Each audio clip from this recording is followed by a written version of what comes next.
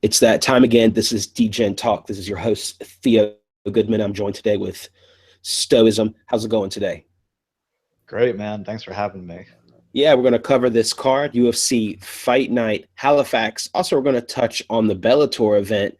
Of course, Fedor is fighting in that. But before we get into that, I do want to touch on the last UFC card. There were some controversial decisions. And to be honest, in my opinion, there was a lot of bitching and a lot of butthurt. Probably people that bet on the wrong side and saw as either the Anderson Silva Brunson decision as wrong, or the main event, Holly Holm against Jermaine Iron Lady. They saw that as maybe wrong and should have been a point deducted, or maybe they're just in general thought it was a horrible card. I can kind of understand saying greatest card. I thought that the Miller fight was, that was pretty entertaining. They went at it. I was rooting for Miller. Of course, he didn't win. I don't even think he won a round, but it was they went for it. So that was a good quality fight. And yeah, I get it. I guess the other stuff was a little underwhelming. But what do you think? Do you think Anderson Silva really won that fight, or you think that was just an incorrect decision? Yeah, incorrect decision, man, probably. It seemed like Brunson was pretty much in control of the fight, but then again, Brunson didn't really do too much towards the end there. It seemed to me like he started slowing down. So I don't know. It's one of those ones that I feel like could have gone either way. I've heard a lot of people say things like the judges were swayed by Anderson's flashiness and whatnot, but I mean, the judging and the reffing at this event was pretty suspect all around. So it very well could have been a kind of a robbery for Derek Brunson. I like that for the last week, all of my picks were wrong. Pretty much all my picks were wrong except for this one, except for Anderson Silva. But he won through kind of a sketchy win. So, I mean, this event, man, it was, Holly Holm versus Jermaine. See, John McCarthy tweeted out and said that until the ref steps in is when you're to fight until the ref steps in, not when you hear the bell. So, but I don't know, man. She did it twice, and she's pretty damn experienced. So it's not like you can give this person a pass, I don't think. Should probably be ruled a no contest. If I was in Holly's camp, I would be saying this will be ruled a no contest soon enough. I think she is in the process of appealing it and stuff. So, but yeah. Okay. Yeah, I'm pretty much undecided on the whole Anderson Silva fight, Brunson. I guess, yeah, okay, I was kind of biased because I followed your pick on Anderson Silva. So the day after, I was like, hey, I watched it, and I think that, Anderson Silva did enough. But yeah, I see what, he did. He didn't land a lot of the flashy stuff. It wasn't a really cleanly landed, so I can see how people are upset with that. But yeah, Brunson didn't do a whole lot either, so that's the thing. And as far as the main fight, though, that was interesting. I have watched a few videos about it and heard some different opinions on it, and that is interesting. That's true that ref was just a horrible ref. He did not go between, and you have to think, you hear the bell, but yeah, he's right. Usually the ref jumps between you to stop you. I mean, if you're just going. The thing is that she did do it twice in that fight. From what I understand, the second time it wasn't really that bad, and she didn't really land that hard. And she kind of pulled it to the side, so it wasn't exactly the same, but it looked bad. And the other thing is, it doesn't matter because she could have got hit, so it should have been penalized in the exact same way. Yeah, I don't know. I guess that this whole thing about is the ref at fault for one not jumping in, or is he at fault for not deducting a point for the first one? The first one should have just been a point deducted right away because it landed. And even if it was the ref's fault, he should have said, okay, that was a late blow. I've got to deduct a point. That was pretty clear. He should have just done that directly. But I guess that New York has some issues because they're new with judges and refs, and us as handicappers are going to have to take that into consideration next time. Overall, the judging, I think, has gotten a little bit better. But I guess in New York, it's like 5 years behind, basically. Is there a way to get accurate information on who the refs and judges are going to be prior to an event? There is a way to the refs. Yes, that is announced somewhere for sure, and the judges are announced. But that's good. We can hunt that up. I forgot his name, but there's one judge that is really bad. I think he's in Nevada. Cecil People. Yeah, he's horrible. And people found out that he was judging sometimes, and I don't know if they were able to get out of the way of that or not. But you think his judging is bad, dude? You should see his reffing. Oh God. Anyway, that's a whole nother. As you can see, that's a whole nother podcast about it. But yeah, I think that a point should have been deducted in the title fight. If that would have made a difference or not, we don't know, because after the point is deducted, maybe the fighters would have acted different, and so on and so forth. So who knows?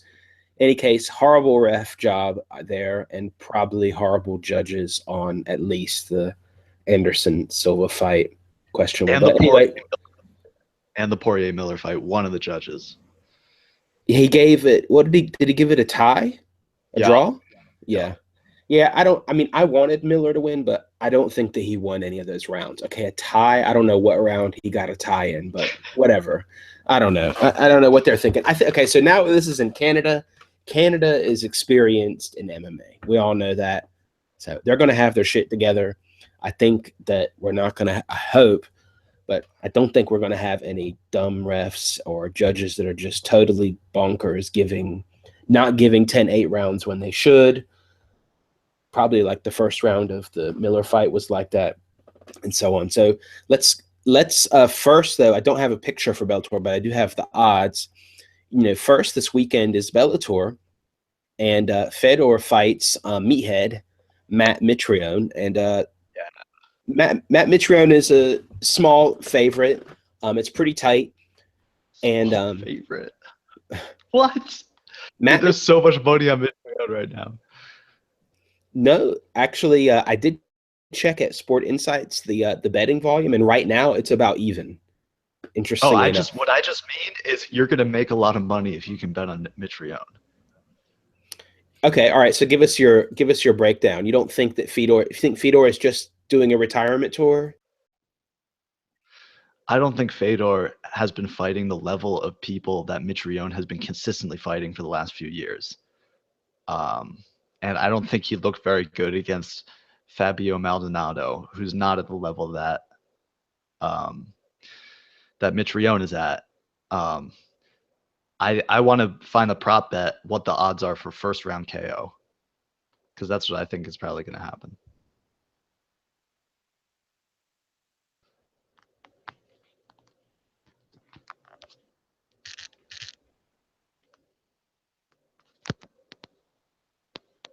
Theo, did I lose you, man?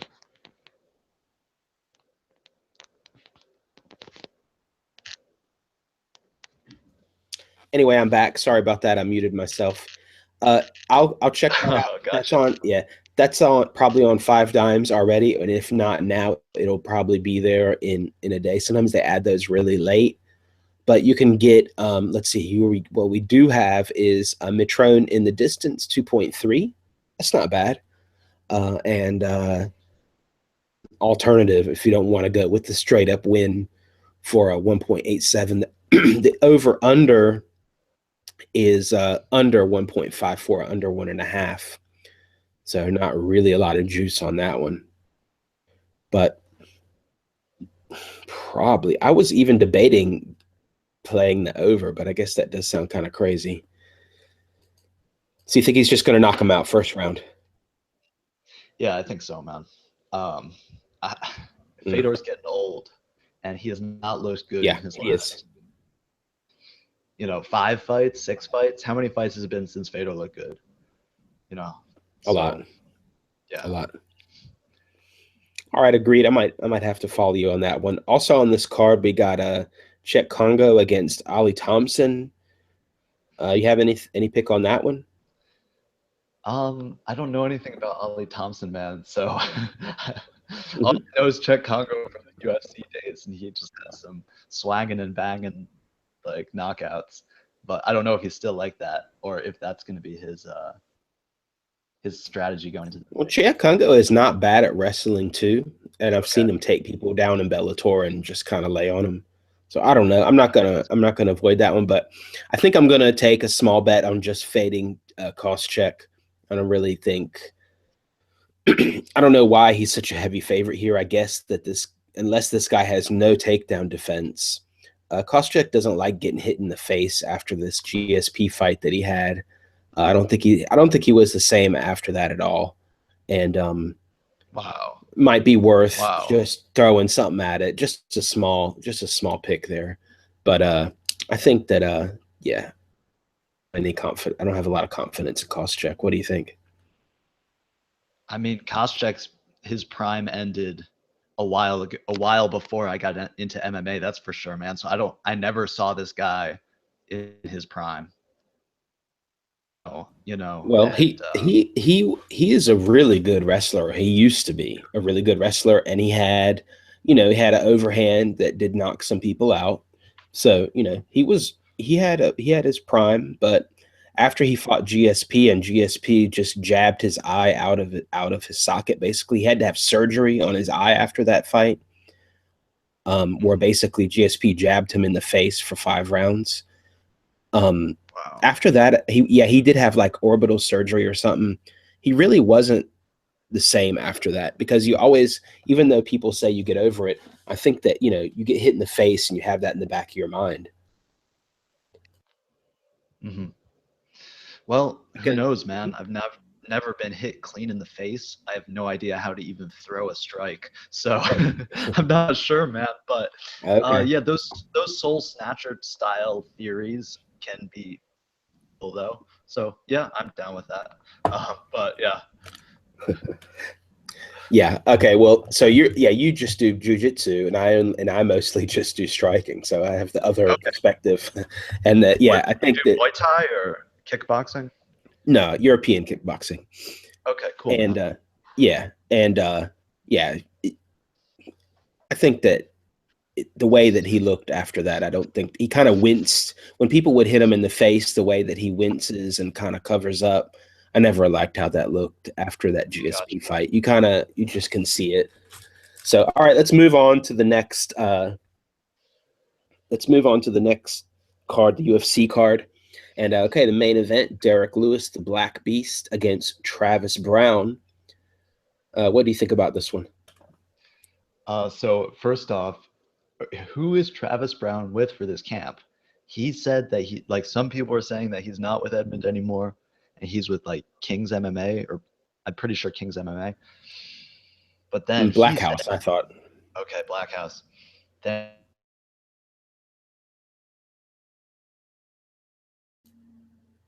Test, you just went out. Anyway, yeah, like you were saying, Travis Brown, he said that he was, well, people reported that he left Edmund, but he didn't. What happened is that his camp is, I believe, at Black House, and but Edmund is still his coach.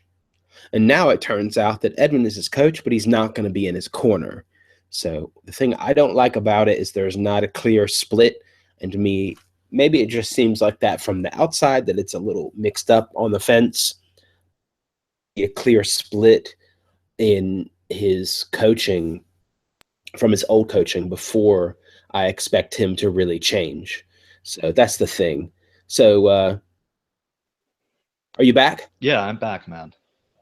Okay. Anyway, I just filled in for you that basically what it is that Edmund is still his coach for this, but he did hmm his camp at another place. So Edmund would come a lot of times to the training, but it wasn't at Edmund's place. And Okay. now Edmund is not going to be in his corner, but he's still his coach. To me, it's too much on the fence. Yeah, you're right.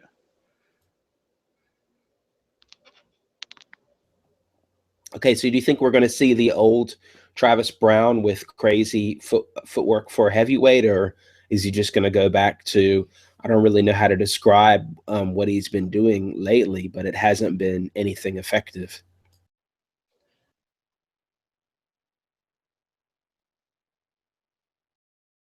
We're losing you. Yeah, man.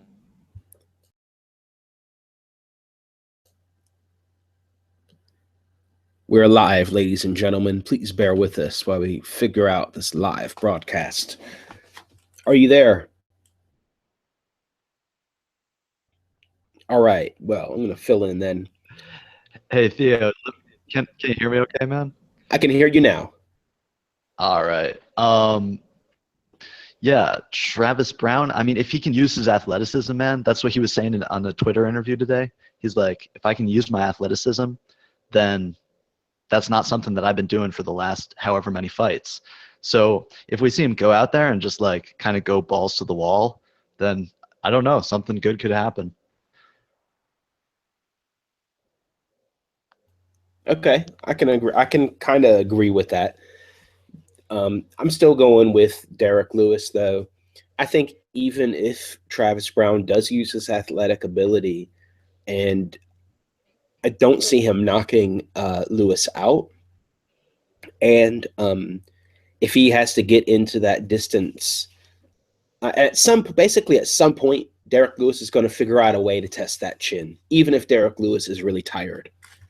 He's going to figure out a way to test that chin. And I think that's lights out for Brown. Brown has not shown a good chin, and that's the thing that makes me think this is not the best matchup. Now, okay, he could get Lewis tired, in round 3 or something like that, and maybe do something, but I'm sticking with Lewis here. And what are the odds for this? It's about 187 for Lewis and 205 for Brown, so it's pretty even. Lewis is a small favorite. Let's see here. Here we go. Yeah, 187, 190 for Lewis, 195. So it's even been moving as we've been on the thing. You can find twos for Brown. So it's pretty close. It's pretty even for this one. So okay, the over under. Let's see. Over under is even to 190 basically. So who knows? I could see this going over 1.5 though, because Derek Lewis has power, and they're going to want to be cautious. So I could see this Brown avoiding him for a round and not engaging a whole lot. And let's see if Brown uses kicks or does something different. But until I see him really do something different, I'm not going to expect him to. So I'm going to stick with Lewis on this one. Cool. What's the odds for like Lewis by second round KO? I don't have. Oh wait, hold on. Yeah, hold on. Who Brown or Lewis by second round? Lewis. Second round KO is 6.75. Lewis wins by any means in 6.5. In round 2. That's kind of cool. That's cool. Yeah, that's cool. You could stack up that. You could do Lewis round 1, Lewis round 2, stack those, or you could just do a flyer on Lewis round 2. 6.275 is a lot. All right, let's go on to the next one. We've also got Hendricks Lombard. Now, this fight is at 185, so they have moved up one division, but they both have. And we know that Hendricks has had weight cutting trouble. Lombard has made weight, but he said that he has had trouble cutting weight, and you can see he's kind of a big guy, at least in muscles. So I don't know. What do you think about this one? Yeah, so Johnny Hendricks has not looked good for a little while, huh? Like, how long has it been? Ooh, 3 fights, at least. I think more than that, man. I think it's been more like, let's see here, mixed martial arts record. Since his close decision with like Robbie Lawler, UFC 181, win over Yeah. Matt Brown, loss over Stephen Thompson, loss over Kelvin, loss over Neil Magny. Yeah, you're right, 3 fights, maybe. But they've all had weight cutting issues. Yeah, they did. They all had weight cutting issues. So yeah, man. I mean, it's good to see him fighting at 185 because he's been missing weight at 170 so many times. But yeah, his wife said that when he said that when his wife tells him to quit, he's gonna quit. So he's like 1 foot in, 1 foot out at this point, man. So that versus Hector Lombard, but Hector Lombard's been stopped a whole bunch of times. He's getting a little bit older in his MMA record. Just coming off of 2 bad losses, 2 of the worst losses of his career, pretty much. So yeah, this guy's a monster, though. I mean, a win over Jake Shields, win over Husamar. I mean, he's pretty much, top 10 for 170 or 185, probably.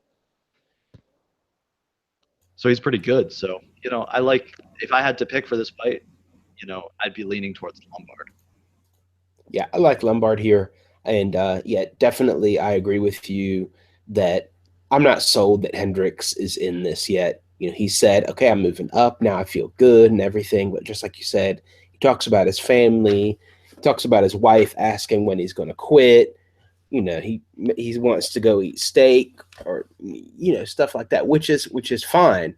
But I'm just not sold on him wanting to be in this. And it's a distraction. Hector Lombard was stopped by Dan Henderson with a really weird reverse elbow, strange thing. But Hector Lombard is game, and he has really good wrestling, as does Hendricks. Fight to watch, actually, if they really go at it. They could both knock each other out, actually. Yeah.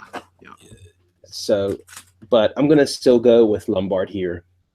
I'm not sold on Hendricks, and I'm more sold on Lombard as far as this matchup. So that's what I'm going with.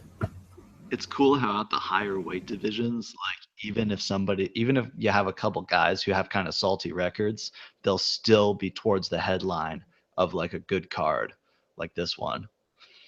It's kind of cool to see that, Well, what they did here is they made 2 guys fight each other that have lost.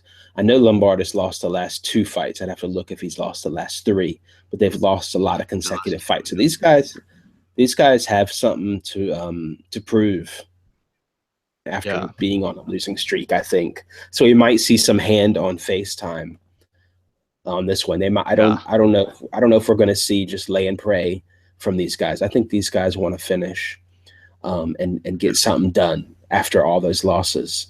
Especially Hendricks had a frustrating decision loss. Hector Lombard got lost to Magny and lost to Henderson. They definitely are going to want to get a convincing win here, I think. So I might even doesn't go the distance, but Lombard for sure. And it's under 1.5 on Nitrogen Sports. It's 2.67. So that's decent, right? Yeah, that is decent. Yeah, their account, I guess that a lot of people think it's going to be more wrestling oriented and up against the fence, which it could be, but both these guys have power, and I think they're going to cancel each other out on the takedowns. They're both really strong. Okay. So cool. That's how I see it. All right. Well, I think that's all we got for today. We've covered the Bellator, and we also covered the UFC card. If you want to come chat with us, check out telegram.me/sportsbet. We'll be in there at least during the UFC and probably during the Bellator, chatting about the fights live. Also, you can check out that 24/7. There are people in there talking about sports betting, picks, all sports, all the time. Also, check out DEGENTBet.com. Thanks a lot for watching. Make sure to subscribe to this channel. Put your comments below. Thank you. Thanks, guys.